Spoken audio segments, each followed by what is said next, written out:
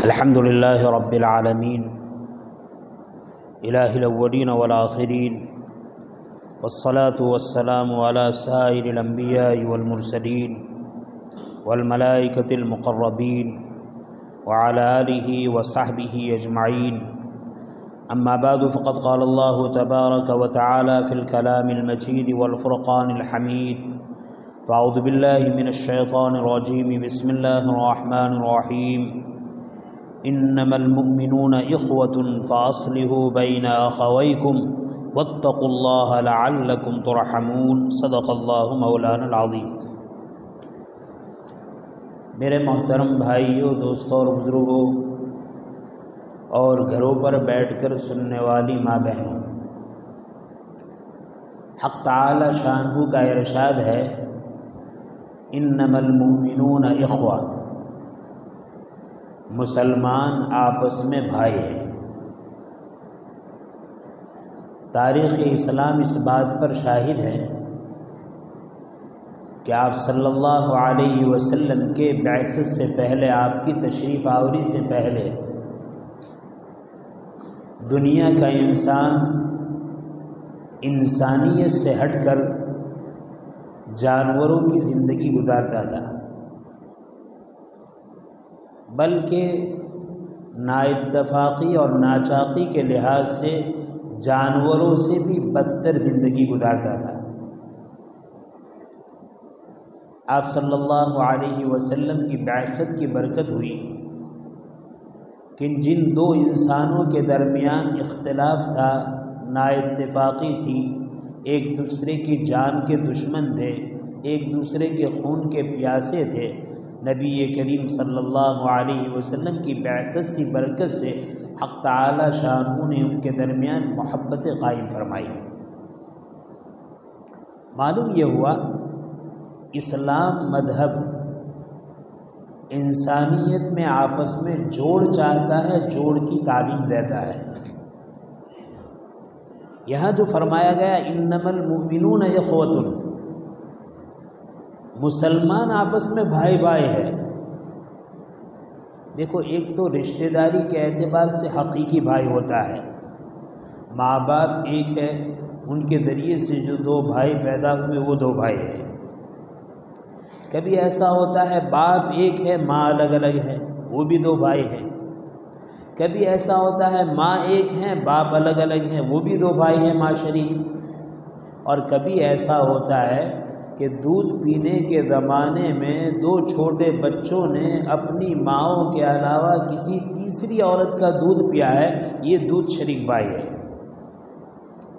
لیکن شریعت اسلام نے ان سارے رشتوں سے بڑھ کر جو رشتہ بیان کیا، مسلمان آپس میں بھائی ہیں. دیکھو، دنیا کا رہنے والا انسان چاہے اس کے پاس مذہب اسلام نہیں ہے، لیکن کچھ نہ کچھ شرافت ہے، کچھ نہ کچھ انسانیت اور آدمیت ہے. تو دو بھائی آپس میں اس طرح رہتے ہیں کہ ایک بھائی دوسرے بھائی کی خوشی میں بھی شریک ہے، غمی میں بھی شریک ہے، مالداری میں بھی شریک ہے، غریبی میں بھی شریک ہے، راحت و آرام میں بھی شریک ہے، مصیبت اور تکلیف میں بھی شریک ہے. غیر مسلموں میں بھی یہ بات ہوتی ہے. شریعت اسلام تعلیم دیتا ہے اے دنیا کے رہنے والے سارے مسلمانوں، تم آپس میں بھائی بھائی ہے. فَأَصْلِحُوا بَيْنَ أَخَوَيْكُمْ، جب آپس میں ساتھ رہ رہے ہیں مسلمان تو ان میں نا اتفاقی ناچاقی ہو جاتی ہے، لڑائی ہو جاتی ہے، رائے کا اختلاف ہو جاتا ہے، جھگڑا پیدا ہو جاتا ہے. دینداری غالب ہے تو دین کی نسبت پر، دنیا داری غالب ہے تو دنیا کی نسبت پر آپس میں لڑائی ہو سکتی ہے. مال کی محبت ہے، زمین جائیداد کی محبت ہے، عورت کی محبت ہے، اولاد کی محبت ہے، عہدے اور منصب کی محبت ہے. اس محبت کی بنیاد پر آپس میں لڑائیاں اور جھگڑے ہوتے ہیں. فَأَصْلِحُوا بَيْنَ أَخَوَيْكُمْ، جب آپس میں نا اتفاقی ہو جائے تو اس نا اتفاقی کو صلح کے ذریعے سے اتفاق سے بدل دو، آپس میں صلح کر لو۔ فاتقوا اللہ، اور اس سلسلے میں اپنے پیدا کرنے والے پالنہار سے ڈرتے رہو، لعلکم ترحمون، تاکہ تم پر رحم کیا جائے۔ میرے بھائیوں، اللہ تعالیٰ نے ہمیں جو شریعت عطا فرمائی ہے، جو مذہب عطا فرمایا ہے اسلام، اس کی تو خاصیت اور اس کا تو کمال یہ ہے کہ دو جانی دشمن اسلام کی بنیاد پر آپس میں ساتھ ہوتے ہیں، وہ جانی دشمن جانی دوست بن جاتے ہیں۔ تاریخ سے اس بات کا پتہ چلتا ہے کہ اوس اور خزرج دو حقیقی بھائی تھے۔ ان بھائیوں میں کسی معاملے میں، کسی مقتول کے بارے میں، کسی قتل کے بارے میں اختلاف ہوا، اور اختلاف کی بنیاد پر آپس میں لڑائی شروع ہوئی، تو 120 سال تک آپس میں لڑتے رہے۔ نبی کریم صلی اللہ علیہ وسلم کی بعثت ہوئی، آپ صلی اللہ علیہ وسلم کی مدینہ ہجرت ہوئی۔ اس ہجرت کی برکت سے، بلکہ خود آپ سے پہلے آپ کے صحابہ کے جانے کی برکت سے، مدینہ میں جو 100 سالہ اس سے زیادہ سالہ آپس میں دشمنیاں تھی، اللہ نے اس دین کی بنیاد پر ان دشمنیوں کو دوستی سے بدل دیا۔ میرے عزیز بھائیوں، مجھے یہ کہنا ہے کہ گزشتہ کل ہی الیکشن ہوا ہے، اور عنقریب اس کے نتائج ظاہر ہونے والے ہیں۔ میں پہلے بھی بارہا عرض کر چکا ہوں کہ مسلمان ایسے موقع پر ایسی نادانی کا اظہار کرتا ہے، ایسی بیوقوفی کا اظہار کرتا ہے کہ اگر آدمی تھوڑا سوچے تو اپنی اس حرکت پر اس کو خود شرمندگی ہوگی، اپنی بیوقوفی کا اس کو خود خیال آئے گا۔ جب الیکشن کا موقع آتا ہے، پارٹیاں کھڑی ہوتی ہے، رائے الگ الگ ہیں، کسی مسلمان بھائی کا رجحان کسی طرف ہے، کسی کا کسی طرف ہے۔ اب تو یہ ہو چکا، اور ہم مسلمان ہیں، اللہ پر ہمارا ایمان ہے۔ درخت کا ایک پتا اللہ تعالیٰ کے حکم کے بغیر، اللہ کی مشیت کے بغیر حرکت نہیں کر سکتا۔ تو اگر الیکشن کے بعد کوئی پارٹی جیتتی ہے، کوئی پارٹی ہارتی ہے، تو کیا اللہ کی مشیت کے بغیر، اللہ کے حکم کے بغیر، اللہ کے ارادے کے بغیر؟ نہیں۔ جس طریقے سے درخت کا پتا اس کی مشیت کے بغیر نہیں ہل سکتا، اللہ کی مشیت کے بغیر کوئی برسر اقتدار نہیں آ سکتا۔ طے شدہ ہے اللہ کے علم میں، پہلے سے الیکشن ہو چکا، جس پارٹی کے بارے میں حق تعالیٰ چاہیں گے وہ برسر اقتدار آئے گی۔ اس کی حمایت کرنے والے، مخالفت کرنے والے، دونوں قسم کے لوگ موجود ہوں گے۔ میرے عزیز بھائیوں، مجھے بہت ٹھنڈے دل سے یاد کرنا ہے، ہم مسلمان ہیں، ہماری رائے کا اختلاف ہوا ہے، اور اللہ کی طرف سے ایک فیصلے کی کامیابی کا، ایک فیصلے کے برسر اقتدار آنے کا فیصلہ ہو چکا ہے، وہ آ کر رہے گی۔ اب ظاہر ہے وہ آنے والی پارٹی یا تو ہماری رائے کے موافق ہوگی، ہماری طبیعت کے خلاف ہوگی، ہماری چاہت کے موافق ہوگی، ہماری چاہت کے خلاف ہوگی، یہ طے شدہ ہے۔ کیا اس فیصلے کے بعد، اللہ تعالیٰ کی اس قضاء و قدر کے بعد، دوسری پارٹی کے برسر اقتدار آنے کے بعد ہم مسلمان آپس میں لڑیں، ہم آپس میں دشمنیاں کریں؟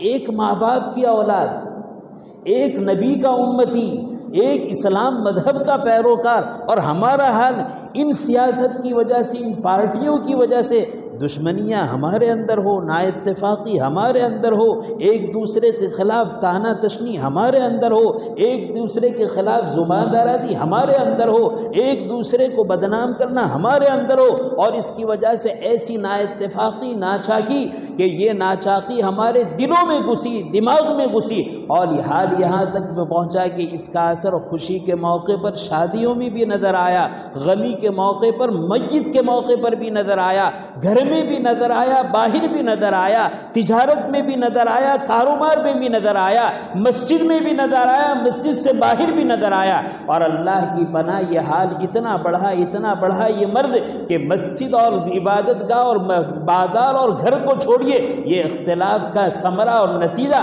اور یہ اختلاف کی نحوست قبرستان میں بھی نظر آئی۔ لہذا میں اپنے بھائیوں سے بڑے درد دل کے ساتھ عرض کرتا ہوں، میں جس بات کی طرف متوجہ کرنا چاہتا ہوں وہ سنیے۔ جس کے لیے فیصلہ ہو چکا ہے وہ برسر اقتدار آئے گا، آنے والوں کا حال دیکھیں۔ مثلا دو بڑی پارٹیاں ہیں اور دونوں بڑی پارٹیوں کے دو آدمی چناؤ کے لیے کھڑے ہیں، اور اس میں سے کسی ایک کا آنا طے شدہ ہے۔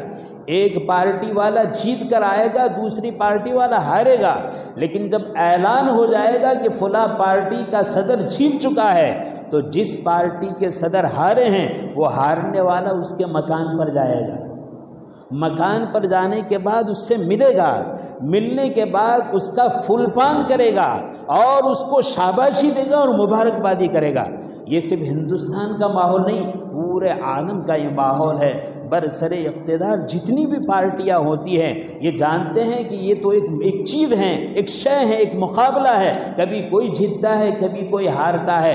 آج میں ہارا ہوں تو میرا مقابل جیتا ہے، آج میرا مقابل جیتا ہے تو کل میں جیت سکتا ہوں۔ میرا کام یہ ہے کہ ہارنے والا جیتنے والے کو شاباشی دے۔ وہ آپس میں تعلقات کو خراب نہیں کرتے، وہ آپس میں ایک ساتھ بیٹھ کر چائے پیتے ہیں، وہ آپس میں ایک ساتھ بیٹھ کر خوشی مناتے ہیں اور اس کی کامیابی پر اس کو مبارکبادی دیتے ہیں۔ ہماری عقل کا کیا ٹھکانہ ہے، ہمارے شعور کا کیا ٹھکانہ ہے؟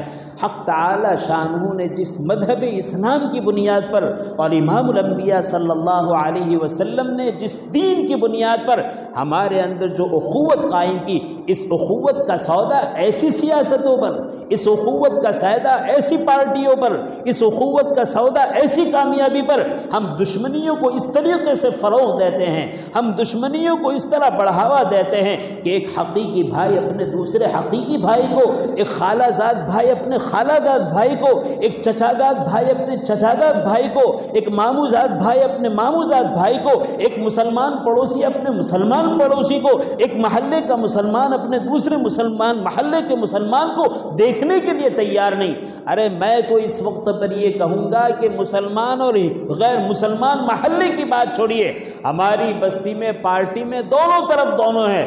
اگر کوئی جیتا ہے تو ہمیں کیا کرنا ہے؟ ہمیں جلنے کی بات نہیں ہے، ہمیں بھی ان کے ساتھ کہنا ہے، چاہے وہ ہمارا مسلم بھائی ہو چاہے ہمارا غیر مسلم بھائی ہو، جیتا ہو تو اس کو کہو کہ بھائی جیتے ہیں، تمہیں اللہ نے اقتدار کیا ہے، اقتدار دیا ہے، اس اقتدار کو کام میں لاؤ اور جگہوں میں جو کام کرنے کے ہیں وہ کرو۔ اور ہارا ہے تو ہارنے والا کہے کہ بھئی یہ تو ہار جیت کا کھیل ہے، اگر آج ہم ہارے ہیں تو کل جیت سکتے ہیں، آج جیتے ہیں کل ہار سکتے ہیں، لیکن اس کی وجہ سے لڑائی، اس کی وجہ سے جھگڑا، اس کی وجہ سے دشمنی۔ اور پھر عجیب حال ہوتا ہے، چاہے غیر مسلم جیتے، چاہے مسلمان جیتے، چاہے کسی پارٹی سے تعلق والا جیتے، جیتتا ہے اس کو جیت ہضم نہیں ہوتی اور ہارتا ہے اس کو ہار ہضم نہیں ہوتی۔ امام الانبیاء صلی اللہ علیہ وسلم نے فتح مکہ کے موقع پر جیت کر دکھایا اور امت کے سامنے سبق پیش کیا کہ کوئی قائد جیتتا ہے تو اس کی شان کیا ہوتی ہے۔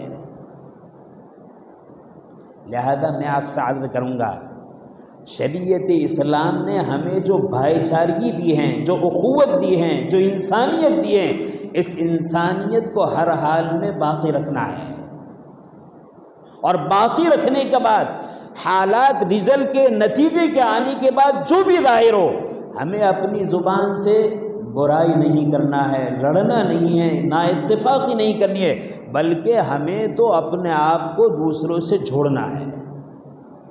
مسلمان مسلمان کو جوڑے، مسلمان غیر مسلم کو جوڑے، غیر مسلم مسلمان کو جوڑے۔ یہ جمہوری ملک ہیں، اس جمہوری ملک میں حکومت آتی رہے گی، بدلتی رہے گی، ہمارا کام ہے جمہوریت کا لحاظ رکھتے ہوئے اس ملک کے اندر امن و سلامتی کا پیغام اپناتے ہوئے، پیغام دیتے ہوئے اس ملک میں ہم رہیں۔ نبی کریم صلی اللہ علیہ وسلم نے ارشاد فرمایا کہ سنو، میں آپ کو بتاؤں مومن کون ہے؟ وہ آدمی کامل مومن نہیں ہو سکتا جو مومن سے محبت نہ کرے، کامل ایمان والا نہیں۔ ہمارا حال تو دیکھیے، ہار جیت کی بنیاد پر ایک مومن کے رشتے کو توڑتا ہے اور آپس میں دشمنی اور عداوت کرتا ہے، اور ایسی دشمنی عداوت کہ اس دشمنی عداوت کا اظہار موت میت کے وقت بھی کرتا ہے۔ امام الانبیاء صلی اللہ علیہ وسلم کی تعلیمات امت میں جوڑ کو پیدا کرتی ہے، امت میں توڑ کو پیدا نہیں کرتی۔ اسی لیے کیا تعلیم دی؟ تعلیم یہ دی کہ اے مسلمانوں، آپس میں محبت پیدا کرنے کے لیے دو کام کیا کرو، افشوا السلام واطعموا الطعام، سلام کو آپس میں خوب پھیلاؤ۔ جب بھی آپس میں دو مسلمان ملے سلام کریں، اور اتنی ترغیب دی، دو مسلمان آپس میں چل رہے ہیں، سلام کیا، پہلی ملاقات میں چل رہے ہیں، چلتے چلتے راستے میں درمیان میں درخت آ گیا، اس درخت کے آنے کی وجہ سے ایک درخت کی داہنی طرف سے گزرتا ہے، دوسرا درخت کی بائیں طرف سے گزرتا ہے، اتنے فاصلے کے بعد جب آپس میں ملے تو دوبارہ سلام کرو۔ جس آقا نے دلوں سے نفرت کو دور کرنے کا اور دلوں میں محبت پیدا کرنے کا نسخہ بتایا، آج وہ نسخہ ہماری ذات سے، وہ نسخہ ہماری زندگی سے نکل چکا ہے۔ آج تو ہمارا حال یہ ہے، ایک مسلمان دوسرے مسلمان سے گزرتا ہے تو اس طرح گزرتا ہے جانے یہ مسلمان ہے یہ غیر مسلم ہے، جانے یہ دوست ہے یہ دشمن ہے، چاہے یہ اپنا ہے یہ پرایا ہے، کوئی تعلق نہیں۔ سلام کے اندر اللہ نے ایسی قوت رکھی ہے، محبت کی ایسی حلاوت رکھی ہے کہ آدمی یہ عرض کرے، اپنے بھائی کو ملتا ہے السلام علیکم، ذرا ہم اس کے معنی پر غور کریں۔ ہم کیا کہہ رہے ہیں اپنے بھائی کو کہہ رہے ہیں، اے بھائی میں تمہارے لیے اپنے رب سے سلامتی کا سوال کرتا ہوں، اور سلامتی ایسا لفظ ہے جس میں ہر قسم کی بھلائیاں اور ہر قسم کی خوبیاں اندر آ گئی، میں آپ کے لیے اللہ سے سلامتی چاہتا ہوں۔ دوسرا مسلمان بھی کہتا ہے وعلیکم السلام، بھائی تو نے میرے لیے سلامتی چاہیے، میں تیرے لیے بھی سلامتی چاہتا ہوں۔ اور چھوٹی چھوٹی باتوں میں، چھوٹے چھوٹے کاموں میں شریعت نے نظام ایسا بنایا کہ یہ آپس میں ملتے رہے، آپس میں محبت برقرار رکھے۔ اسی لیے حکم دیا کہ دیکھو نمازیں تم پر فرض کی گئی، لیکن یاد رکھنا تمہاری عورتیں گھروں میں نماز پڑھے گی، اور محلے کے مردوں کو مکلف کیا کہ محلے کا ایک ایک عاقل بالغ مرد اپنے گھر کو چھوڑے اور محلے کی مسجد میں پہنچے اور مسجد میں جماعت کے ساتھ ایک امام کی اقتداء میں نماز پڑھے۔ کیا فائدہ ہے اس کا؟ اس کا فائدہ یہی ہے، دو مسلمان آپس میں ملیں گے، میل جول ہوگا، سلام کلام ہوگا، محبتیں ہوگی، اخوت ہوگی، دشمنی اور عداوت دور ہوگی۔ ابھی تو یہ گھر سے نکلا ہے، کس کے ارادے سے؟ نماز باجماعت پڑھنے کے ارادے سے نکلا ہے، راستے میں اپنا بھائی مل گیا، السلام علیکم، اس نے کہا وعلیکم السلام، ذرا معنی کے استحضار کے ساتھ میں اپنے بھائی کے لیے سلامتی کی دعا کرتا ہوں، میرا بھائی میرے لیے سلامتی کی دعا کرتا ہے۔ اگر اس استحضار کے ساتھ سلام کیا، کیا دل میں محبت پیدا نہیں ہوگی؟ اگر محبت نہیں ہے تو محبت پیدا ہوگی، محبت ہے تو بڑھے گی، بڑھی ہوئی محبت باقی رہے گی۔ پھر اس کے بعد مسجد میں آئے، محلہ ہے، مسجد کے چاروں طرف بھائی رہ رہے ہیں، ایک ہی صف میں امام کے پیچھے کھڑے ہو گئے، یہ جماعت کا اہتمام کیوں کیا؟ آپس میں ملایا جائے اور ملانے کی وجہ سے محبت کو بڑھایا جائے۔ اور پھر عجیب بات ہے، جماعت سے نماز پڑھنے کا حکم دیا اور جماعت کے بارے میں صفوں کو بالکل سیدھا رکھنا، اوپر نیچے کھڑا نہ ہونا، آگے پیچھے کھڑا نہ ہوگا، صف کو بالکل سیدھا بنانا۔ حدیث کا مفہوم ہے، ایرے گہرے کی بات نہیں ہے، حدیث میں ہے کہ صفوں میں آگے پیچھے نہ رہو، اوپر نیچے نہ رہو، برابر ہموار زمین میں ہموار صف میں ایک لائن میں رہو، تم سب کے تلے برابر ہو، کوئی آگے پیچھے نہ ہو۔ اگر تم آگے پیچھے رہے تمہارے قلوب آگے پیچھے ہو جائیں گے، تمہارے دلوں میں اختلاف پیدا ہو جائے گا، تمہارے دل بدل جائیں گے، تمہارے خیالات بدل جائیں گے، تمہارے اندر نا اتفاقی اور ناچاقی پیدا ہوگی۔ پھر آگے بتلایا، دیکھو ایک امام کی اقتداء میں چلنا ہے، ایک امام کی اقتداء میں تمہیں نماز پڑھنی ہے۔ معلوم ہوا کہ ہم مسلمانوں کو چاہیے اپنی اسلامی زندگی گزارنے کے لیے اپنا ایک امیر ہونا چاہیے۔ آج ماشاءاللہ جتنے مسلمان ہیں سب عالم اور سب مفتی اور سب مجتہد، میں جانتا ہوں، مجھے معلوم ہے، مجھے خبر ہے، جہالت کا یہ عالم ہے کہ ہمیں وضو اور غسل کا مسنون طریقہ بھی معلوم نہیں، استنجا کا مسنون طریقہ ہمیں معلوم نہیں، اور زوم یہ ہم سب کچھ جانتے ہیں۔ تو میرے بھائی مجھے یاد کرنا ہے کہ اس موقع پر ہمیں اس طریقے سے اپنی بھائی چارگی کو باقی رکھنا ہے جو بھائی چارگی کا نقشہ امام الانبیاء صلی اللہ علیہ وسلم نے امت کو دیا ہے۔ ہجرت ہوئی، ہجرت کے بعد حضرات صحابہ رضی اللہ تعالیٰ عنہ کی ایک بہت بڑی جماعت مدینہ منورہ پہنچی۔ مدینہ منورہ جماعت پہنچی، ان کے سارے مسائل ہیں، ان کو کہاں رکھا جائے گا، ان کے کھانے پینے کا انتظام کیا ہوگا، ان کا ذریعہ معاش کیا ہوگا، ان کی کفالت کیا ہوگی۔ آپ صلی اللہ علیہ وسلم نے یہ فکر نہیں کی کہ ان کے لیے گھر بنائے ہو، یہ فکر نہیں کی ان کے لیے کپڑے سلوائے ہو، یہ فکر نہیں کی ان کے لیے گودام تیار کیا ہو، کھانے پینے کا نظم کیا ہو، یہ سارے نظم نہیں کیا آپ نے کیا کیا؟ آپ نے آنے والے مہاجرین کی مدینہ میں رہنے والے انصار کے ساتھ بھائی چارگی قائم کر دی، اخوت قائم کر دی۔ مسلمان بھائی تو تھے ہی آپس میں، اخوت قائم کر دی، ایک کو دوسرے کا بھائی بنا دیا۔ اے فلاں مہاجری آپ فلاں انصاری کے بھائی ہیں، اے فلاں انصار آپ فلاں مہاجری کے بھائی ہیں۔ نبی کریم صلی اللہ علیہ وسلم نے بھائی چارگی قائم کر دی۔ اس بھائی چارگی کا اثر کیا ہوا؟ نبی کریم صلی اللہ علیہ وسلم نے حضرات انصار میں سے جس بھائی کا، حضرات مہاجری میں سے جس بھائی کو بھائی بنایا، نماز ہوئی، نماز کے عشاء کی نماز ہوئی، بھائی انصاری بھائی نے اپنے مہاجری بھائی کا ہاتھ پکڑا اور اپنے ساتھ اپنے گھر لے گئے، کھانا کھلایا، پانی پلایا، مہمانی کی، اور مہمانی کرنے کے بعد عرض کیا، میرے مہاجری بھائی آپ کو معلوم ہے آپ کون ہیں؟ آپ میرے بھائی ہیں، اور نبی کریم صلی اللہ علیہ وسلم نے ہمارے درمیان وہ اخوت اور بھائی چارگی قائم کی ہے۔ اس بھائی چارگی کا اخلاقی فریضہ ہے۔ سنو، میرے پاس دو مکان ہے، ایک مکان آپ کا رہے گا، ایک مکان میرا رہے گا۔ اتنی زمین ہے، اتنے باغات ہیں، اتنے کھیت ہیں، آدھا تمہارا ہوگا آدھا میرا ہوگا، مکان آدھا تمہارا آدھا میرا، کھیت آدھا تمہارا آدھا میرا، گھر کی چیزیں آدھی تمہاری آدھی میری۔ یہاں تک حضرات انصار نے کہا کہ میرے نکاح میں دو عورتیں ہیں، ابھی پردے کا حکم نازل نہیں ہوا تھا، کہا میرے نکاح میں دو عورتیں ہیں، جس عورتوں کو چاہے پسند کر لو، میں اس کو طلاق دوں گا تاکہ عدت کے بعد تم نکاح کر لے، تم میرے مہاجری بھائی ہو۔